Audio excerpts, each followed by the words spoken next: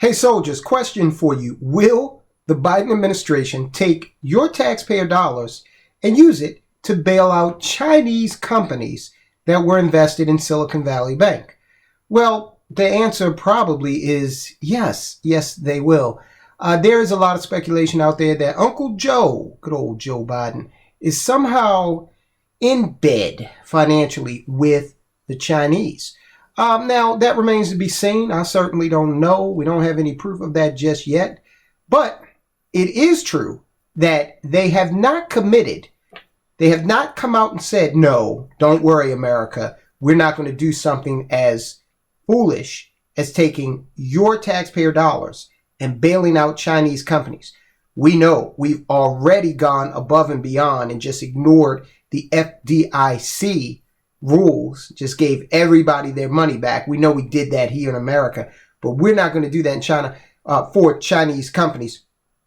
No, they haven't said that. In fact, a U.S. senator is worried that that's exactly what's about to happen. Tom Cotton, Biden administration won't commit to not bailing out Chinese SVB investors. Senator Tom Cotton from Arkansas, he's a Republican, said in a tweet Monday that the Biden administration refused to commit to not bailing out Chinese companies that invested in Silicon Valley Bank with American taxpayer dollars. You know, keep in mind, guys, always, the government doesn't have any money. It's all our money, okay? And they tax us. Now, I'm certainly not going to sit here and say that don't pay your taxes. Definitely pay your taxes. Pay all of your taxes. In fact, when you get your tax bill from your accountant, if it says $1,256, put $1,257 in there. Believe me, it's worth it. Yeah, I have a lot of problems with the way we're taxed, but not paying our taxes can potentially put us in a situation where our time is taken away from us because we're behind bars. And look, we can't make money if we're sitting behind bars, right? Exactly. So pay your taxes. But now the way that our tax money is being spent is absolutely insane. Part of that is our fault because a lot of us keep voting for the same people, and they've already demonstrated, that they have a proclivity to spend lavishly on everything but America, right? Tom Cotton, he says, I pressed the Biden administration today to commit not to bail out Chinese companies with money from Arkansas taxpayers. But they refused. Arkansas taxpayers. Dude, you got 49 other states. You're a U.S. senator. Speak for the country. Jeesh. He goes on to say, this tells you that's exactly what President Biden plans to do. Bail out Chinese companies. Silicon Valley Bank had supported many startup companies, including those from China, according to a CNBC report. See, this is one of the problems with America. Anything for the dollar. We'll sell out our sovereignty for $1.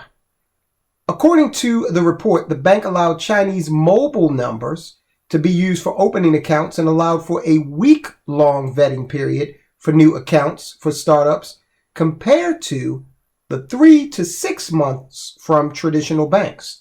So they were cutting corners and now they're gone, okay? Chinese mobile numbers were being used. Having a bank account with SVB allowed these China-based startups to tap funding from U.S.-based investors, the report said. Now, look, I'm not xenophobic, okay? I think that the business of China is business. The business of America is war.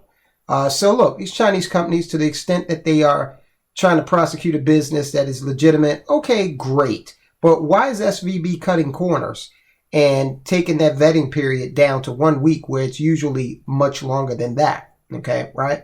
The report notes that a Chinese biotech company called Everest Medicines said it expects to recover most of its deposits at the bank through the U.S. Federal Deposit Insurance Corporation. Now, that could mean that they didn't have any more than $250,000 on deposit. That's what that could mean.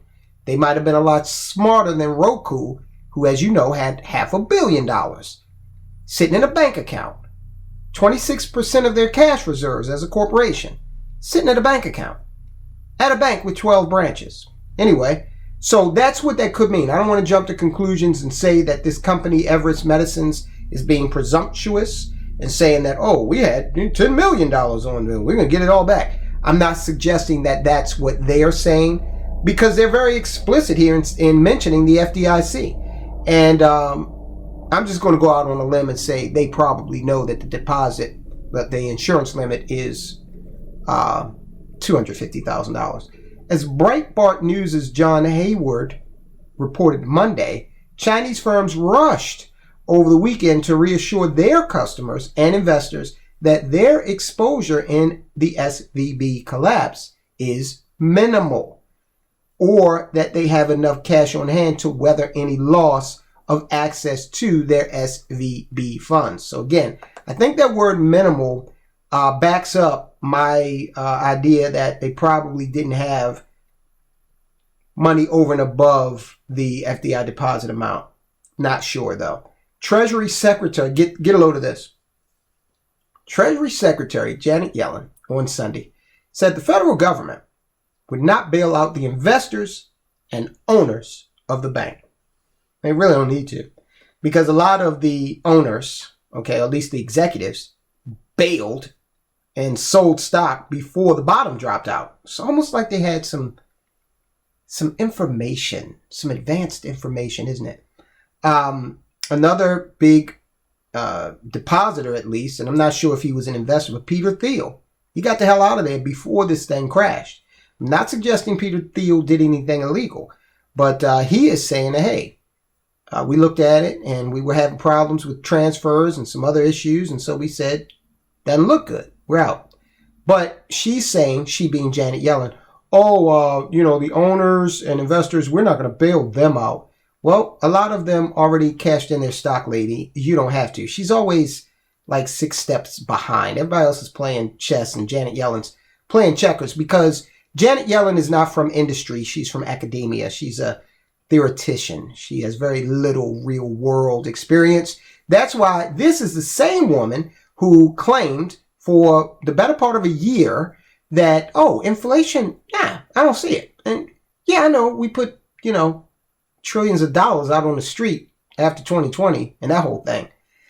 And I know that, because I used to be a professor, I know that excess money in the system has a tendency to cause inflation, but I don't see it here. Is there a risk of inflation? I think there's a small risk, and I think it's manageable. I don't anticipate that inflation is going to be a problem, but it is something that we're watching very carefully. I believe it's transitory, but I don't mean to suggest that these pressures will disappear. This is the same woman that says that. Now she's saying that the American banking system is really safe and well capitalized.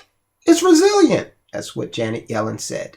Okay, so President Joe Biden on Monday tried to reassure Americans that the U.S. banking industry is safe in a brief statement. Yeah, a statement that he made briefly and then didn't take any questions. Walked away. Whatever.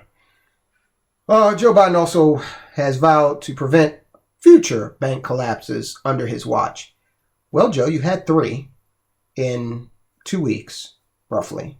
So I think that's enough. Joe. But anyway, President Joe Biden on Monday vowed to enact rules and prevent banks from collapsing after inflation fueled by the Biden administration's energy policies caused increased interest rates meant to tap down Biden's soaring price hikes, whatever. I don't even know what the hell that means. But Biden, you have his word that these are the only three banks that are going to go bust in the next 2 years. That's what he's saying, essentially. Okay, guys. So that's what we got coming out of the Biden administration. Go and check out this video we did on who really owns your assets. Okay. You got a question, guys. If you don't hold it, you don't own it. Check out the report we did. Let me know what you think. And guys, I'll talk to you soon.